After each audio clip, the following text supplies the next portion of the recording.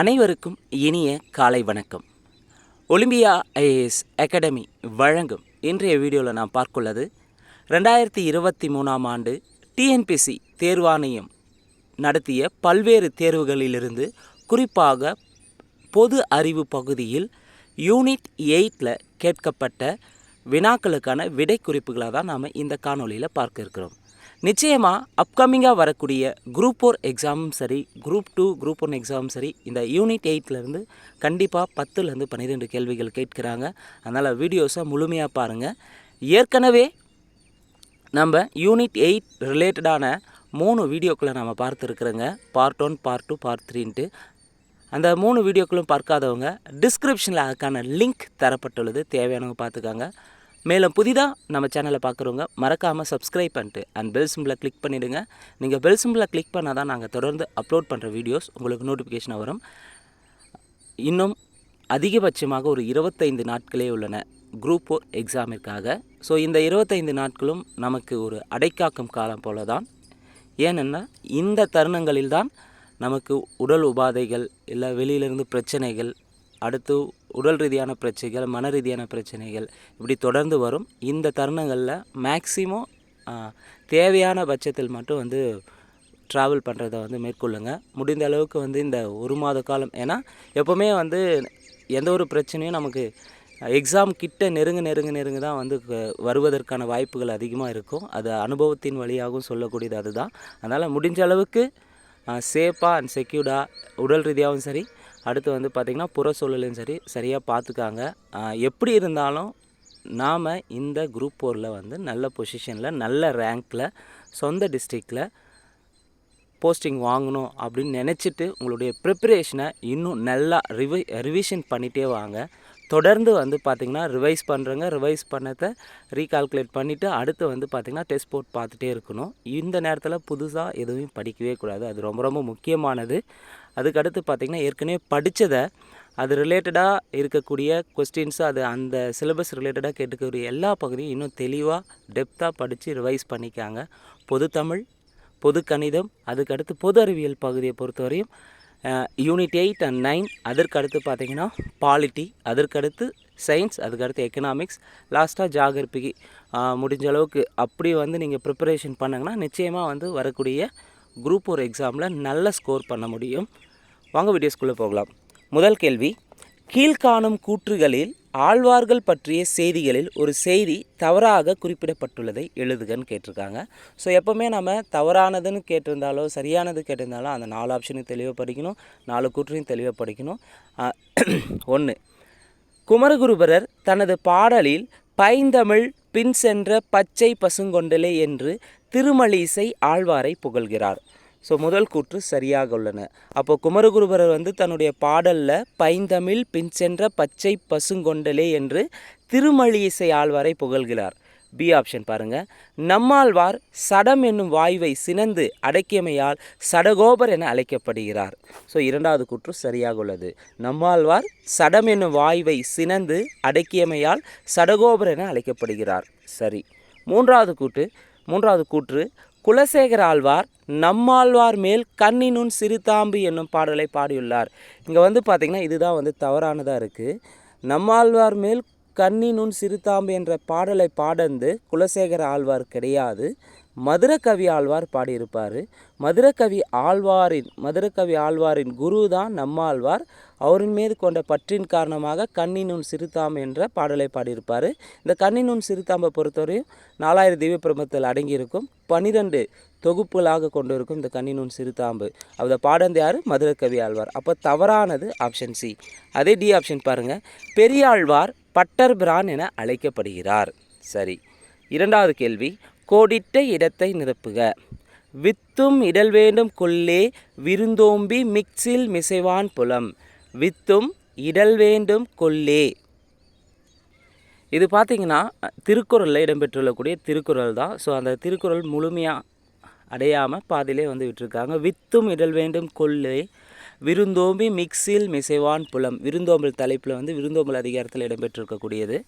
மூன்றாவது கேள்வி, திருக்குறள் நீதி இலக்கியம் என்னும் சாகித்ய அகாடமி பரிசு பெற்ற நூலின் ஆசிரியர் யார்? திருக்குறள் நீதி இலக்கியம் என்ற நூலை எழுதியவர் காத்தா திருநாவுக்கரசு. ஸோ அவருக்கு வந்து பார்த்திங்கன்னா இந்த நூலுக்காக சாகித்ய அகாடமி விருது கிடைத்துள்ளது. கேள்வி 4. ஆசாரக்கோவை என்ற நூலின் ஆசிரியர் யார்?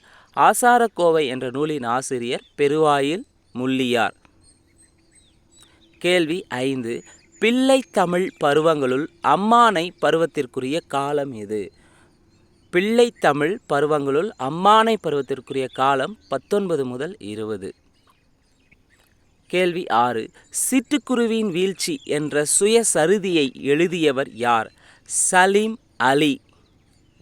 த ஃபால் ஆஃப் ஸ்பேரோ என்ற நூலை எழுதியிருப்பார் சலீம் அலி. கேள்வி 7. பின்வருவனற்றை பொறுத்துக.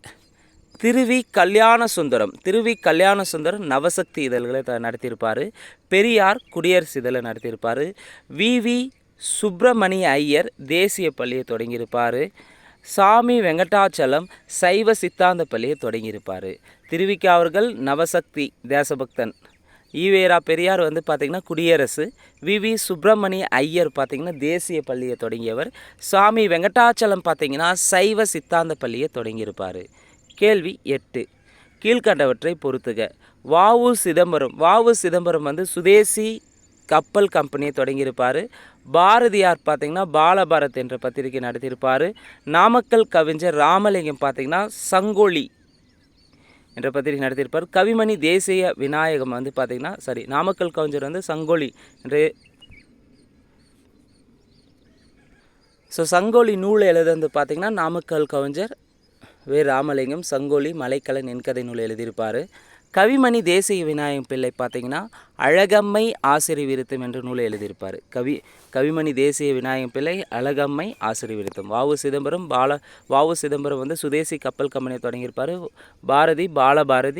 பாலபாரத். நாமக்கல் கவிஞர் ராமலிங்கம் சங்கொலி. கவிமணி தேசிய விநாயகம் பிள்ளை பார்த்திங்கன்னா அழகம்மை ஆசிரிய விருத்தம். கேள்வி 9. எத்திணைக்குரிய பாடல்கள் புறநானூற்றில் இல்லை?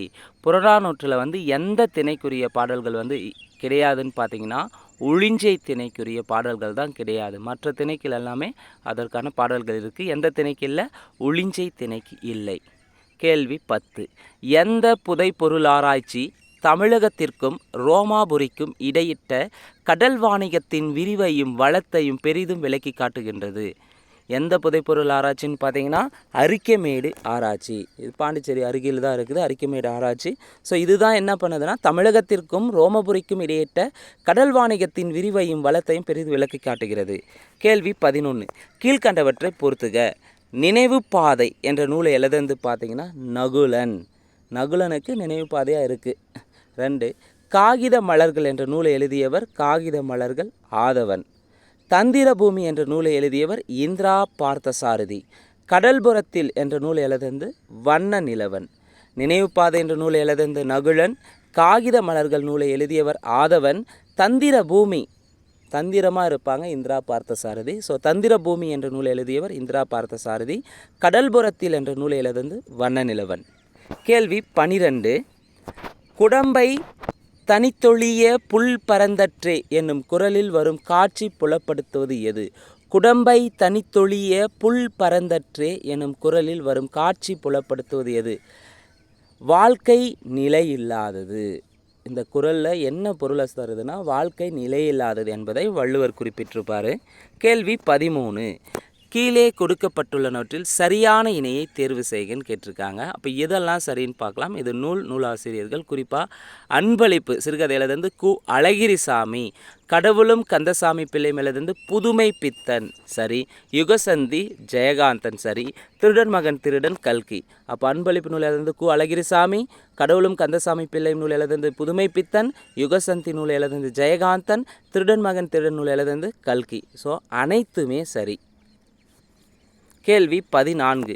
ராணி வேலுநாச்சியார் திண்டுக்கல் அருகே கோபாலநாயக்கரின் பாதுகாப்பில் டேஸ் என்ற இடத்தில் வாழ்ந்து வந்தார். ராணி வேலுநாச்சியார் பார்த்தீங்கன்னா திண்டுக்கல் அருகே கோபாலநாயக்கரின் பாதுகாப்பில் விருபாட்சி என்ற இடத்தில் வாழ்ந்து வந்தார். கேள்வி 15. தருமசேனர் என்ற பெயருடன் வாழ்ந்து வந்தவர் யார்? அப்பர், வாகீசர், தருமசேனர், தாண்டகவேந்தர் என்றெல்லாம் அழைக்கப்படுபவர் வந்து பார்த்திங்கன்னா திருநாவுக்கரசர். தருமசேனன் என்ற பெயருடன் வாழ்ந்து வந்தவர் திருநாவுக்கரசர். கேள்வி 16. குற்றம் பார்க்கின் சுற்றம் இல்லை என்ற அடி இடம்பெற்றுள்ள நூல் எது? கொன்றை வேந்தன். குற்றம் பார்க்கின் சுற்றம் இல்லை என்ற அடி இடம்பெற்றுள்ள நூல் எதுன்னு பார்த்தீங்கன்னா கொன்றை வேந்தன். ஔவையார் எழுதியக்கூடிய நூல் தான் இது. ஆத்திச்சூடி அவரே எழுதியிருப்பாங்க. ஸோ ஔவையார் எழுதிய கொன்றை வேந்தன் நூலில் தான் குற்றம் பார்க்கின் சுற்றம் இல்லை என்ற அடி இடம்பெற்றுள்ளது. கேள்வி 17. திருநெல்வேலி சரித்திரம் என்னும் நூலை ஆங்கிலத்தில் மொழிபெயர்த்தவர் யார்? திருநெல்வேலி சரித்திரம் என்னும் நூலை ஆங்கிலத்தில் மொழிபெயர்த்தவர் கால்டுவெல். கேள்வி 18. சங்ககால மன்னனான பசும்பூன் பாண்டியனின் யானைகளின் மேல் வெள்ளை கொடி பறந்தது என்ற செய்தியை கூறும் நூல் எது? சங்ககால மன்னனான பசும்பூன் பாண்டியனின் யானைகளின் மேல் வெள்ளை கொடி பறந்தது என்ற செய்தியை கூறும் நூல் அகநானூறு. கேள்வி 19. சரியான விடையை தேர்ந்தெடுக்க. பண்டைய கால தமிழர்களின் வணிக தொடர்பு நடவடிக்கை பற்றி பின்வரும் கூற்றில் எது உண்மையானவை? ஸோ இந்த 3 கூற்று தந்திருக்காங்க. இந்த 3 கூற்றில் எது உண்மையானு பார்க்கலாம். காவிரி பூம்பட்டினம் அனுராதபுரம் என்று அழைக்கப்பட்டது. அல் அங்காடி மற்றும் நால் அங்காடி என்று 2 வகை சந்தை இருந்தது. பழங்கால தமிழர்களோடு யவனர்கள் வணிக தொடர்பு கொண்டிருந்தனர். இதில் முதல்ல இருக்கிறது தவறு. காவிரி பூம்பட்டினம் அனுராதபுரம் என்று அழைக்கப்பட்டதான கிடையாது. அல் அங்காடி மற்றும் நால் அங்காடி என்று 2 வகை சந்தை இருந்தது. சரி. பழங்கால தமிழர்களோடு யவனர்கள் வணிக தொடர்பு கொண்டிருந்தனர். சரி. கேள்வி என்னென்னா பின்வரும் கூற்றில் எது உண்மையானவைன்னு கேட்டிருக்காங்க. 2 மற்றும் 3 சரியாக உள்ளன. இங்கே அனுராதபுரம் என்பது வந்து பார்த்திங்கன்னா காவிரி பூம்பட்டினத்தை வந்து சொல்லுவாங்கன்னா கிடையாது. அனுராதபுரம் எங்கே இருக்குன்னா இலங்கையில் உள்ளது, ஸ்ரீலங்காவில் இருக்குது. ஸோ ஸ்ரீலங்காவில் இருக்கக்கூடிய தற்போதைய ஒரு மாவட்டம் தான் அனுராதபுரம். கேள்வி 20. பின்வருவனவற்றுள் வீரமாமுனிவர் எழுதாத நூல் எது? பின்வருவனற்றுள் வீரமாமுனிவர் எழுதாத நூல் எது? திருக்காவலர் கலம்பகம், அண்ணல் சத்திய வேத கீர்த்தனை, அன்னை அழுங்கல் அந்தாதி, அடைக்கல மாலை. அப்போது வீரமாமுனிவர் எழுதாத நூல் எதுன்னு பார்த்தீங்கன்னா சத்திய வேத கீர்த்தனை. அப்போ சத்திய வேத கீர்த்தனை என்ற நூலை எழுதந்து யாருன்னு பார்த்தீங்கன்னா மகாவித்துவான் மீனாட்சி சுந்தரம் பிள்ளை. சத்திய வேத கீர்த்தனை என்ற நூலை எழுதியவர் யார்? மகாவித்துவான் மீனாட்சி சுந்தரம் பிள்ளை. அப்போ தவறானது ஆப்ஷன் பாம்பே. வீரமாமுனிவர் எழுதாத நூல் சத்திய வேத கீர்த்தனை. அப்போ வீரமாமுனிவர் எழுதியது திருக்காவலர் கலம்பகம், அன்னை அழுங்கல் அந்தாதி, அடைக்கல மாலை. கேள்வி 21. மங்களம் என்ப மனைமாட்சி மற்றும் அதன் நன்கலம் எது? மங்களம் என்ப மனைமாட்சி மற்றும் அதன் நன்கலம் என்பது மக்கட்பேரை குறிக்கும். கேள்வி 22. சிறுபஞ்ச மூலம் என்ற நூலின் மூலம் எவ்வகையான அறிவை பெற முடியும்னா மருத்துவ அறிவை பெற முடியும். சிறுபஞ்ச மூலம் நூலின் ஆசிரியர் காரியாசன். இதில் 5 பேர்களை பற்றி குறிப்பிட்டிருக்கு. கண்டங்கத்திரிவேர், சிறுவழுதுணையர், சிறுமலிவேர், பெருமலிவேர், நெருஞ்சுவேர் என்று. அது மருத்துவ அறிவை பற்றி குறிப்பிடுகிறது. கேள்வி 23. வாய்மை குடிக்கு உரியன எவை? வாய்மை குடிக்கு உரியன எவைனா நகை, ஈகை, இன்சொல், இகழாமை. Laughter, charity, good words and not condemning. அதாவது மற்றவங்களை இகழக்கூடாது, நகைக்கக்கூடாது, ஈகை செய்யணும், இன்சொல்லாக பேசக்கூடியது, இகழாமையாக இருப்பது தான் வாய்மைக்கு குடி என்று சொல்லியிருப்பார் வள்ளுவர். கேள்வி 24. மாதனுபங்கி என்று அழைக்கப்படுபவர் யார்? திருவள்ளுவர். கேள்வி 25. அன்னையும் பிதாவும் முன்னறி தெய்வம் என்று கூறியவர் யார்?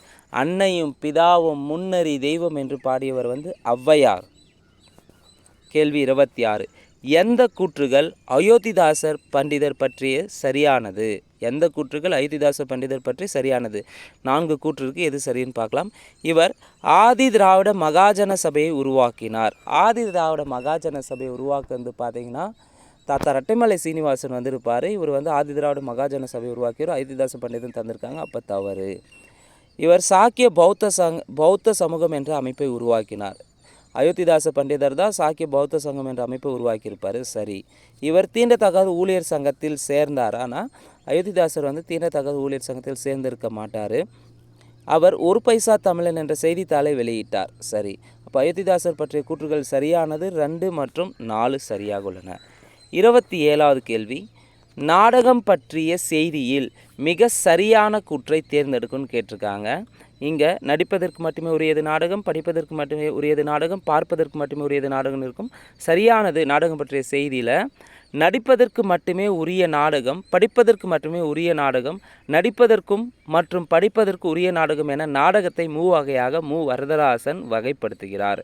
நடிப்பதற்கு மட்டுமே உரிய நாடகம், படிப்பதற்கு மட்டுமே உரிய நாடகம், நடிப்பதற்கும் படிப்பதற்கும் உரிய நாடகம் என நாடகத்தை மூவகையாக வரதராசன் வந்து வகைப்படுத்தியிருப்பார் நாடகம் பற்றிய செய்தி. அப்போ சரியானது ஆப்ஷன் டெல்லி. கேள்வி 28, இன்பத் தமிழ் கல்வி யாவரும் கற்றவர் என்றுரைக்கும் நிலை எய்திவிட்டால் துன்பங்கள் நீங்கும் சுகம் வரும், நெஞ்சினில் தூய்மை உண்டாகும் வீர வரும் என பாடியவர் பாவேந்தர் பாரதிதாசன் பாடியிருப்பார். கேள்வி 29, நிலம் அளப்பதற்கு ஏர், நிவர்த்தனம், பட்டிகை என்ற முறைகள் யாருடைய காலத்தில் கையாளப்பட்டன? நிலம் அளப்பதற்கு பார்த்திங்கன்னா ஏர், நிவர்த்தனம், பட்டிகை என்ற முறைகள் பல்லவர் காலத்தில் கையாளப்பட்டன. கேள்வி 30, கல்லுண்பாரை திருவள்ளுவர் எதனை உண்பாருக்கு நிகராக கருதுகிறார்? கல்லுண்பார்னா மது அருந்துதல்னு சொல்லலாம். இதை வந்து பார்த்திங்கன்னா நஞ்சுண்பாரோடு பொருந்தக்கூடியதாக சொல்லியிருப்பார். அதை பாய்சன் டேக்கிங் ஹேபிட்ஸ் அப்படின்னு சொல்லி ஒரு நஞ்சுக்கு விஷமான, அதாவது நஞ்சுக்கு ஈடானது கல்லுண்பது, மது அருந்துவது அப்படின்னு சொல்லிட்டு வள்ளுவர் குறிப்பிட்டிருப்பார்.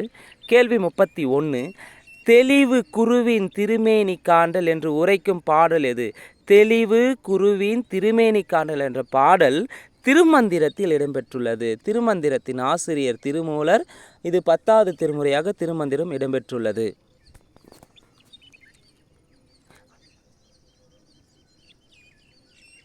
ஆசாரக்கோவை நூலை எழுதந்து பெருவாயின் முள்ளியார். பழமொழி 400 நூலின் ஆசிரியர் முன்றுரை அரையனார். திருக்குறள் திருவள்ளுவர். கேள்வி 32, புது கவிதைகளில் பழங்கதையை துணையாக கொண்டு ஒரு கருத்தை விளக்குவதற்கு பயன்படுத்தப்படும் உத்தி முறை என்னன்னு சொல்லலாம்னா தொன்மம்னு சொல்லலாம். தொன்மம்னா பழமையானது அப்படின்னு குறிப்பிடலாம். அப்போது புது கவிதைகளில் பழங்கதையை துணையாக கொண்டு ஒரு கருத்தை விளக்குவதற்கு பயன்படுத்தப்படும் உத்திமுறை தொன்மம்.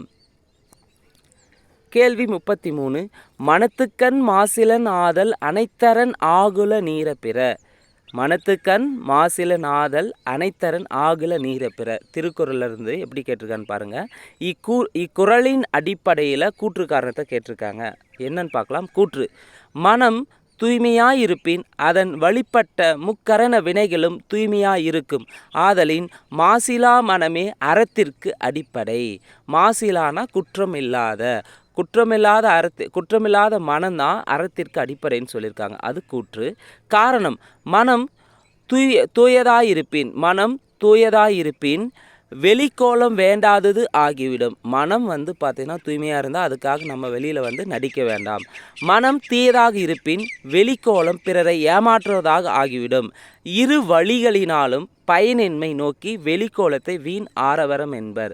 ஸோ ஒரு திருக்குறளுக்கு கொடுத்து அந்த திருக்குறள் மூலமா வரக்கூடிய பொருளை என்ன பண்ணியிருக்காங்க, கூற்று காரணம் வைத்து செட் பண்ணியிருக்காங்க. இதில் என்ன சரின்னா எது சரின்னு பார்த்தீங்கன்னா கூற்று காரணம் இரண்டும் சரி. இவை குறளின் பொருளை சரியாக விளக்குகின்றன. கேள்வி 34, தமிழ் சமூகத்தில் மகளிருக்கு கற்பின் குறியீடாக அமையும் மலர். மகளிருக்கு கற்பின் குறியீடாக அமையும் மலர் வந்து பார்த்திங்கன்னா முல்லை மலர். தமிழ் சமூகத்தில் கற்பின் குறியீடாக மகளிருக்கு அமைவது முல்லை மலர்.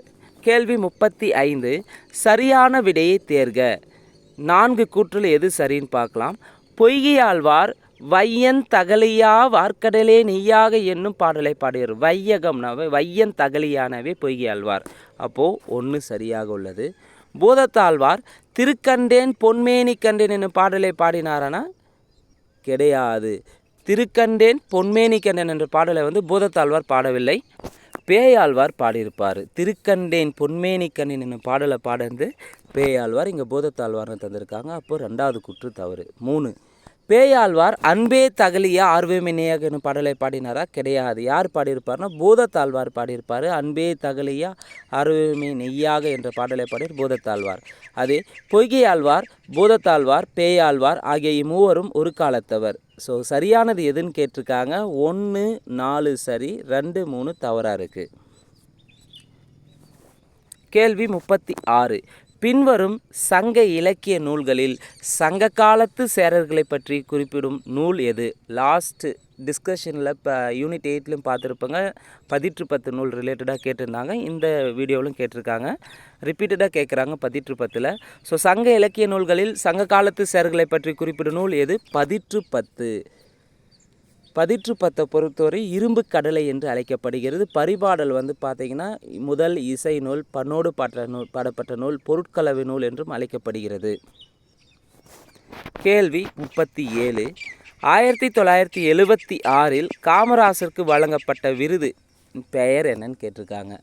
பொது தமிழ்லே இருக்கும், 6வது வகுப்புலேயே இருக்கும். 1976 காமராசருக்கு வழங்கப்பட்ட விருதின் பெயர் பாரத ரத்னா விருது. மத்திய அரசு வழங்கியிருப்பாங்க. 38வது கேள்வி. யார் ஒருவருடைய உயிரை யமன் கூட பறிக்க தயங்குவான் என்று வள்ளுவர் குறிப்பிடுகிறார்? யார் ஒருவருடைய உயிரை யமன் கூட பறிக்க தயங்குவான் என்று வள்ளுவர் குறிப்பிட்டிருப்பார்னா கொல்லாதவனுடைய உயிரை. One who never kills. கொல்லாதவன், எந்த உயிரையும் கொல்லாதவன் உயிரை யமன் கூட பறிக்க தயங்குவான் என்று வள்ளுவர் குறிப்பிடுகிறார். கொல்லாதவன். கேள்வி 39.